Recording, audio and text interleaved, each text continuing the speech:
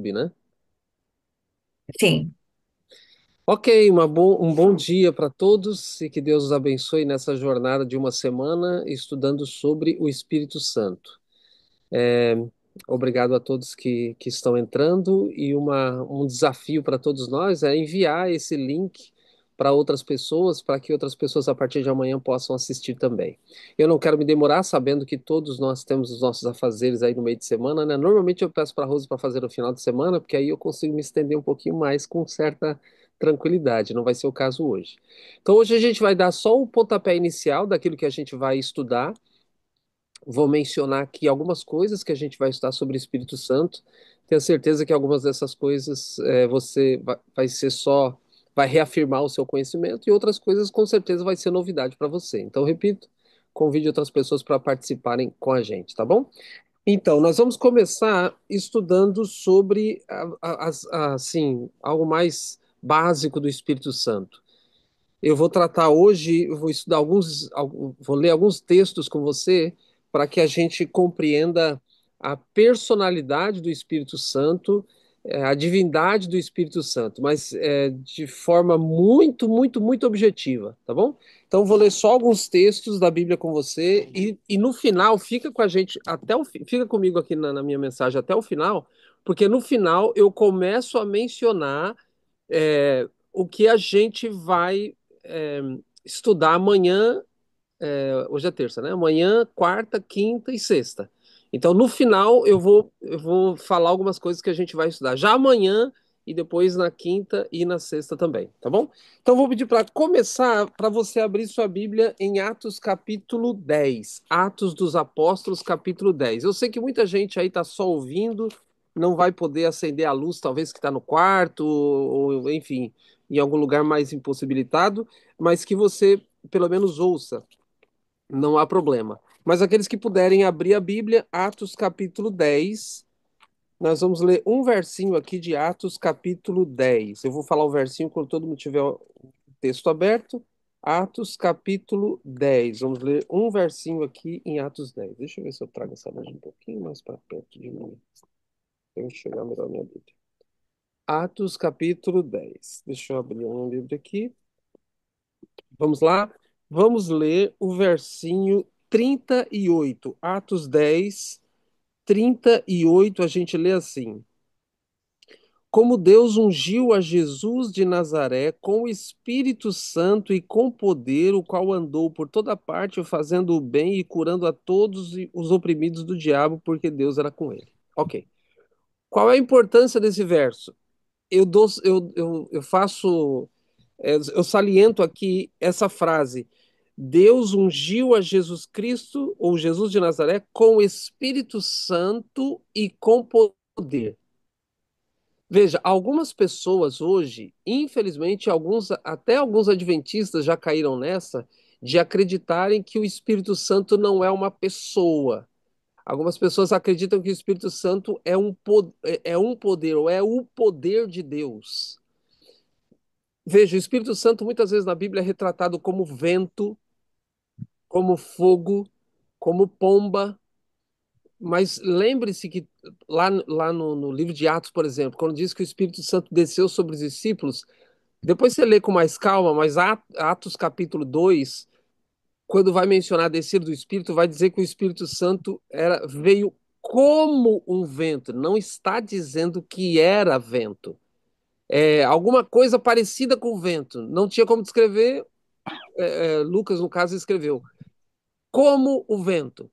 Aí, quando o texto vai dizer que pousaram línguas sobre eles, aí o texto vai dizer línguas como de fogo. Não era fogo, mas parecia como de fogo. Mas aí tem uma conotação específica, né? Não era labaredas, literalmente, mas isso a gente pode estudar em outro momento. A Bíblia também diz que quando Jesus está no batismo dele, o Espírito Santo desce como pomba. O Espírito Santo não é uma pomba. Se você colocar no Google aí, digitar Espírito Santo, você vai ver que vai aparecer só pomba, pomba, pomba, porque os seres humanos acham que o Espírito Santo é uma pomba. O Espírito Santo não é uma pomba, o Espírito Santo não é um fogo, o Espírito Santo não é um vento, o Espírito Santo é uma pessoa, ok? E aí a gente poderia provar isso com vários textos bíblicos, que a gente vai ler alguns, talvez aqui hoje, ou mais certeza amanhã. Então, o Espírito Santo pode se entristecer, o Espírito Santo escolhe pessoas, o Espírito Santo decide os dons, por exemplo. O Paulo vai escrever em 1 Coríntios 12 que o Espírito Santo é que distribui os dons como lhe apraz. Ou seja, o Espírito Santo é que decide algumas coisas. Então, essas são características de uma pessoa, ok? Então, o texto aqui está dizendo que Jesus foi ungido com o Espírito Santo e com poder. Ok, se você acredita que o Espírito Santo é um poder, esse texto está confuso. O Espírito Santo, Jesus foi ungido com o poder e o poder? Se você acredita que o Espírito Santo é um poder, esse texto não devia existir dessa forma. Porque se o Espírito Santo já é um poder, por que o texto está dizendo que Jesus foi ungido com o Espírito e com poder? Dizer que se o Espírito Santo fosse um poder, bastava dizer que o Espírito Santo, que Jesus foi ungido com o Espírito Santo, porque o Espírito Santo é um poder. Mas se a Bíblia está dizendo que Jesus foi ungido com o Espírito Santo e com poder, obviamente, o poder é uma coisa e o Espírito Santo é outra coisa. Entende isso? Outro texto, 1 Coríntios 2. 1 Coríntios, capítulo 2. 1 Coríntios, capítulo 2.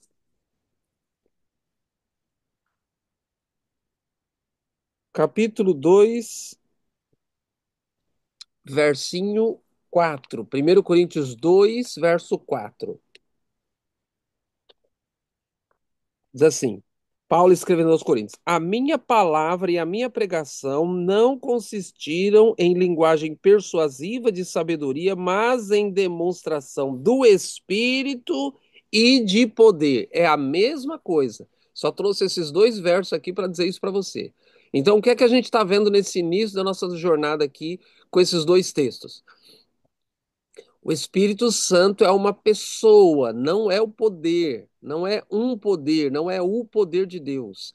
O poder de Deus é uma coisa, o Espírito Santo é outra coisa. Até porque a Bíblia, a gente não tem tempo para mostrar isso aqui, mas se a Rose quiser, depois eu mando os textos para ela e ela encaminha para vocês.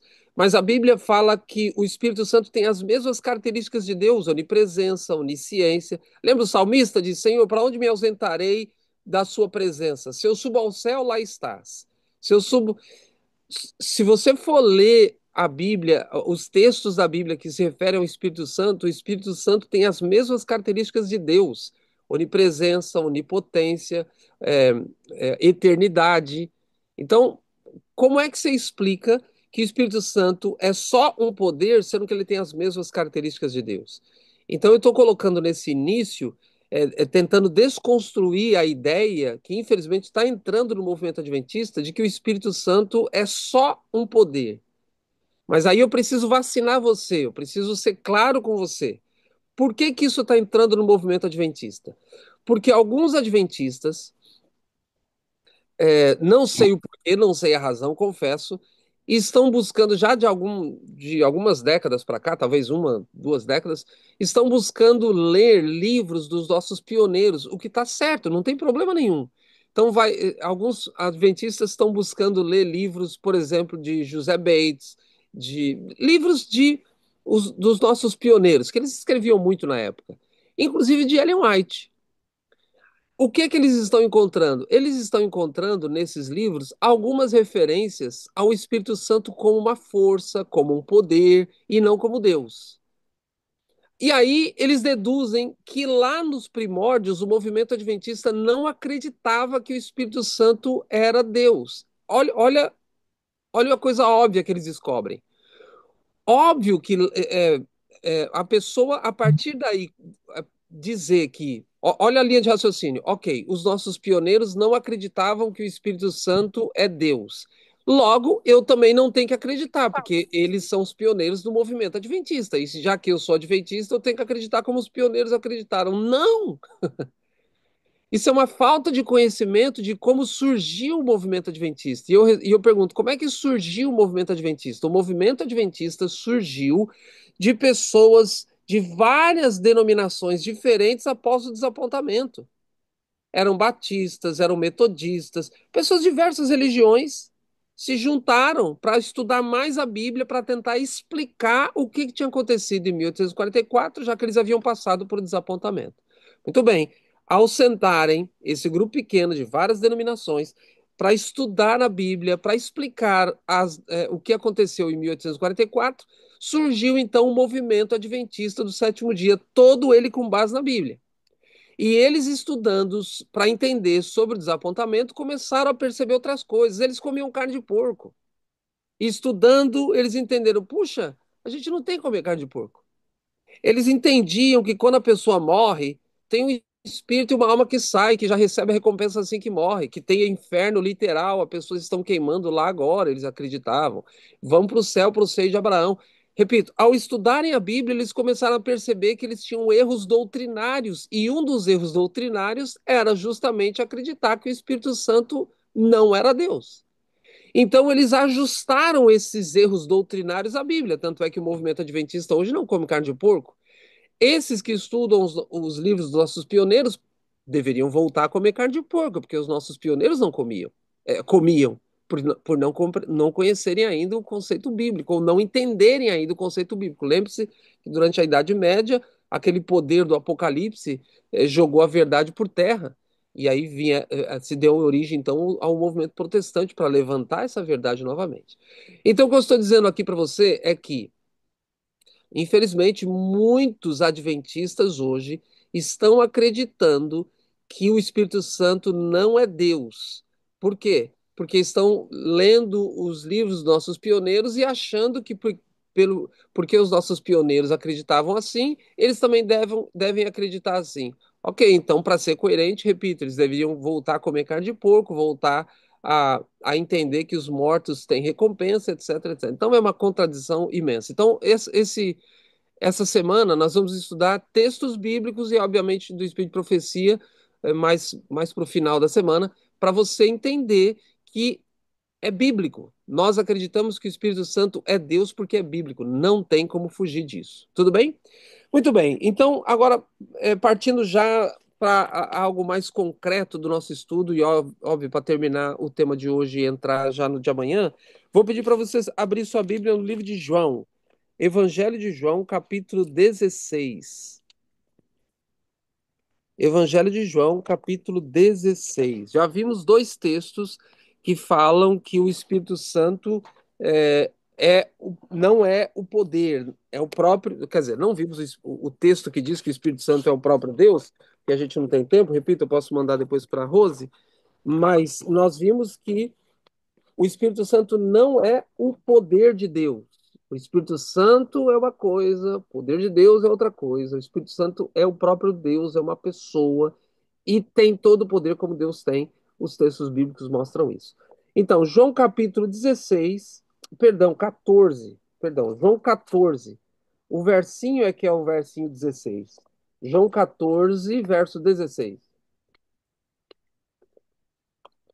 Alguns que já me viram pregar por aí, e eu já estou aqui na América há 10 anos pregando aqui nas igrejas, talvez já me viram dar essa explicação que eu vou fazer aqui agora. João capítulo 14, verso 16. Palavras de Jesus, ele diz assim: E eu rogarei ao Pai, e ele vos dará outro consolador, a fim de que esteja para sempre convosco. Ok. Essa palavra consolador aqui é uma palavra específica no grego, e essa palavra se repete também na primeira carta de João. Você se lembra aquele texto, se eu não me engano, 1 João 9, que diz: é, essas coisas não pequeis, escreva para não pequei, para vocês não pecarem, mas se pecarem, temos advogado junto ao Pai, Jesus Cristo justo. Aquela palavra advogado é essa mesma palavra aqui no grego. Aqui traduzido como consolador, lá em 1 João como advogado, lá se referindo a Jesus. Jesus. Aqui se referindo ao Espírito Santo, é a mesma palavra. É por essa razão, preste bem atenção na minha explicação, ó. É por essa razão que Jesus está dizendo que o Espírito Santo é outro. Por que Jesus está dizendo que o Espírito Santo é outro? Porque Jesus é um consolador. Jesus é um advogado, na tradução possível, é a mesma palavra no grego. João 14, 16 e 1 João 9. Se eu não me engano, 1 João 9. Então, a única palavra é a mesma palavra. Lá se referindo a Jesus, aqui se referindo ao Espírito. Então, o Espírito e Jesus têm a mesma natureza, porque ele diz: é outro consolador, outro como eu. Ok? Lá se referindo a Jesus, aqui se referindo ao Espírito Santo. Por que que eu usei a expressão a mesma natureza? Porque agora eu vou mostrar algo interessante para você. O versinho 16, Jesus diz que ele vai rogar ao Pai e ele, Jesus, dará outro consolador. Essa palavra outro, na sua Bíblia em português, é uma palavra específica no grego. Então preste bem atenção aqui, ó. Quando Jesus disse e quando João escreveu, eles tinham duas opções. No grego, você tem duas palavras que na tradução para o português pode ser outro, mas são duas palavras. A palavra allos e a palavra héteros. Allos e héteros. Isso no grego. Essas duas palavras, quando aparece no texto original do Novo Testamento, a palavra héteros, a tradução para o português é outro. Quando aparece a palavra allos, a tradução para o português também é outro. As duas palavras. Mas qual é a diferença dessas duas palavras? A diferença está no seu significado. Se Jesus e João usaram a palavra allos, é outro, mas tem uma especificação. Se Jesus e João usou a palavra héteros, a tradução é outro, mas tem outra especificação. Só para você entender, héteros no grego deu origem à nossa palavra heterossexual. O que é uma pessoa heterossexual? É uma pessoa que sente atração por outra pessoa de outro sexo. Veja a tradução outro no português. Hétero significa outro. Heterossexual deu origem a essa palavra, hétero. A tradução ou o significado é uma pessoa que se sente atraída por outra de outro sexo. Um homem, uma mulher e um homem. Tudo bem? Então, qual a palavra que Jesus usou? Qual a palavra que João usou? Já que eles tinham duas opções. Ok. Hétero significa outro de outra espécie, por isso o heterossexual. Alos significa outro, mas da mesma espécie. Alos, outro igual a mim. Héteros, outro diferente de mim, por isso a palavra heterossexual. Qual das duas palavras você acha que Jesus usou e João usou para escrever? A resposta é óbvia. Alos, outro da mesma espécie. Então Jesus está dizendo aqui, parafraseando esse verso 16: eu vou rogar ao Pai, o Pai vai dar a vocês outro consolador da mesma espécie que eu, igual a mim, da mesma natureza que eu. Então, se eu estou falando para alguém que acredita que Jesus Cristo é Deus, forçosamente você tem que acreditar que o Espírito Santo também é, porque Jesus está dizendo que o Espírito Santo é outro da mesma natureza que ele, da mesma espécie que ele. Se Jesus é Deus, o Espírito Santo também é. Se você acredita que Jesus é Deus, você tem que acreditar que o Espírito Santo também é, senão você vai estar se contradizendo, porque Jesus está dizendo que o Espírito Santo é da própria espécie que ele. Jesus é Deus, logo o Espírito Santo também é. Tá bom? Então, essa é uma explicação que precisa ser dada, porque a nossa compreensão como adventistas da, da personalidade, da divindade do Espírito tem a ver com a Bíblia e não com os nossos pioneiros. Os nossos pioneiros também mudaram de ideia depois, embora alguns escreveram, sim, antes de terem esse conhecimento mais amplo da Bíblia, sim, eles escreveram que eles acreditavam que o Espírito Santo não era Deus. Mas após estudar a Bíblia, eles passaram a crer, porque a Bíblia diz, é muito claro mesmo. Vou pedir para você abrir sua Bíblia em Hebreus capítulo 3. Hebreus capítulo 3. Hebreus capítulo 3. Irmã Rose, nós temos até que horas?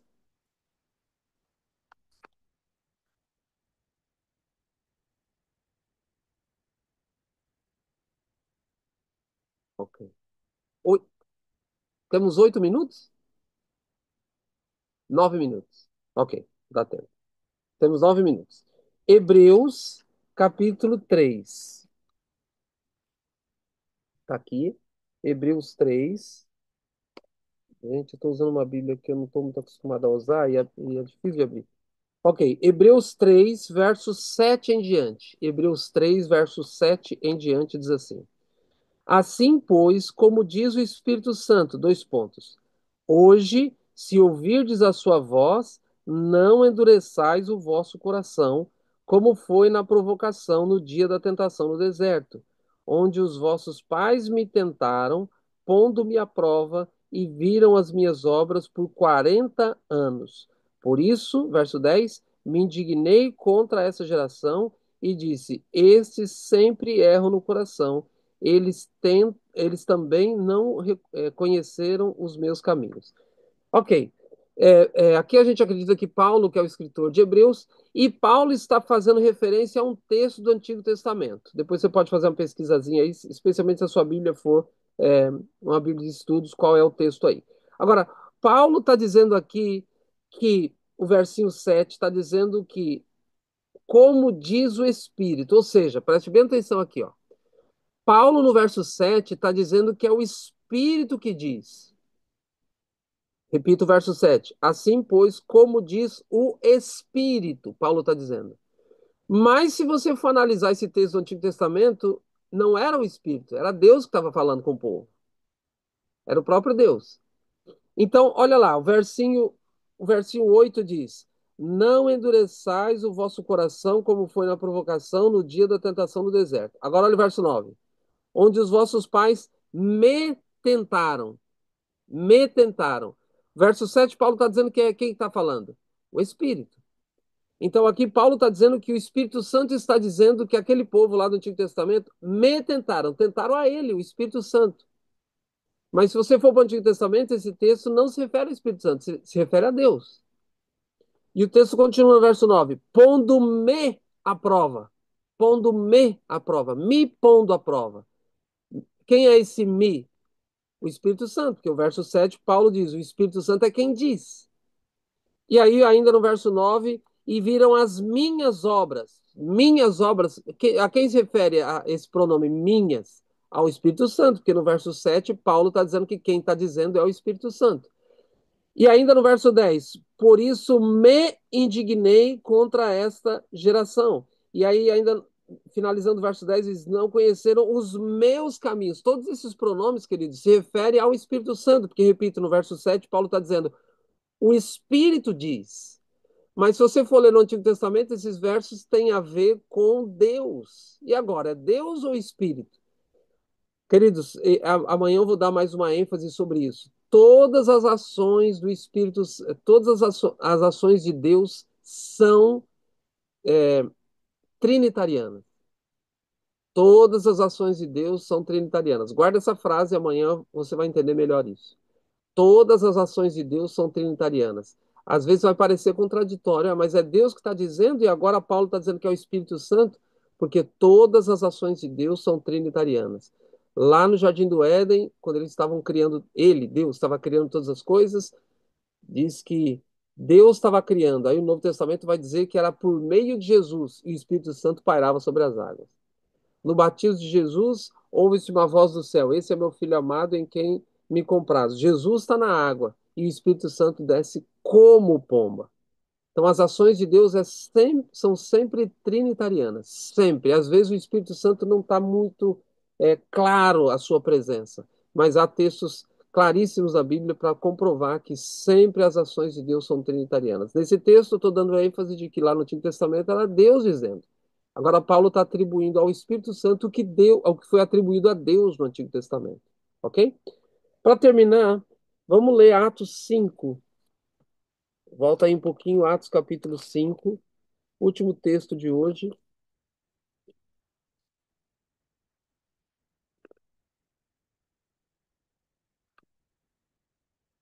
Atos capítulo 5.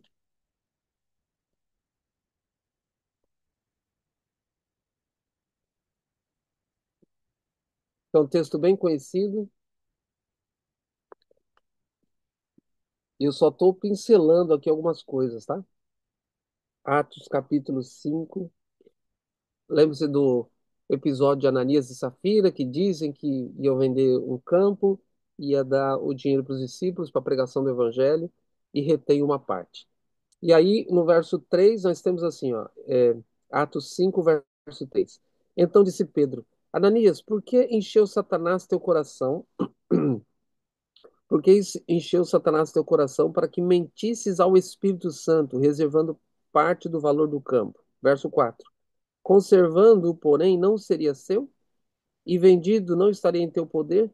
Como, pois, assentaste no coração esse desígnio?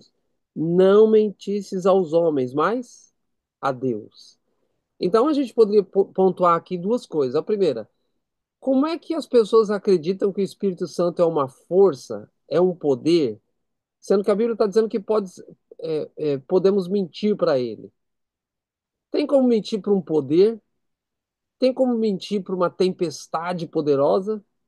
Tem como mentir para um poste, tem como mentir para um caminhão, tem como mentir para um trator, tem como mentir, não tem como mentir para coisas, só se mente para uma pessoa. Se a Bíblia está dizendo que Ananias mentiu para o Espírito Santo, lógico que na mente de Paulo, de Pedro, o Espírito Santo é uma pessoa.